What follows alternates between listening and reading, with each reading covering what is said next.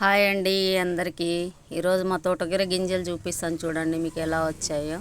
కొంచెం మా గార్డెన్ కూడా చూపిస్తున్నాను చూడండి. జామకాయలు చూడండి ఇంత చిన్న చెట్టుకే ఎలా వచ్చాయో చూడండి. ఇక్కడ రెండు వచ్చాయి, అక్కడ ఒకటి వచ్చింది, ఇక్కడ ఒకటి వచ్చింది చూడండి, ఇక్కడ కూడా ఒకటి వచ్చింది చూడండి ఎలా వచ్చాయో.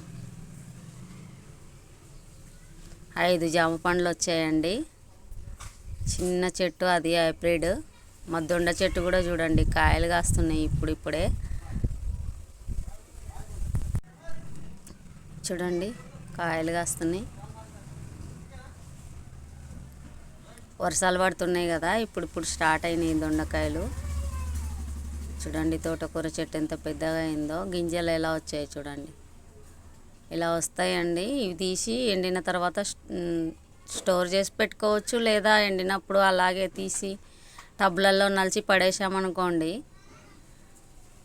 అవి మళ్ళీ మొలుస్తాయి. చూడండి అన్ని చెట్లు ఎంత పెద్దగా అయినాయో మా పెరుగు తోటకూర చెట్లు. చూడండి ఇలా నలిపి అక్కడక్కడ ఇట్లా టబ్బులలో పడేస్తే ఇంకా మళ్ళీ వర్షాలు వచ్చినప్పుడు వాటర్ వేసినప్పుడు మొలుస్తాయి. వర్షాలకి ఎక్కువగా మొలుస్తాయండి. చూడండి అలా టబ్బులు వేసేసుకుంటే ఇంకా మొలుస్తాయి. చూడండి ఎంత పెద్దగా అయినాయో చెట్లు. ఒక్కో తోటకూర చెట్లు అన్నీ పెద్దగా అయినాయి చూడండి, అన్ని చెట్లు పెద్దగా అయినాయి. ఇప్పుడు ఆకు దింపడం లేదు కదా, ఇంకా గింజలు వచ్చేసాయి. ఇలా హార్వెస్ట్ చేస్తానండి ఆ ఆకులు కూడా. చూడండి మా గార్డెన్లో కొంచెం చెట్లన్నీ ఎలా ఉన్నాయో.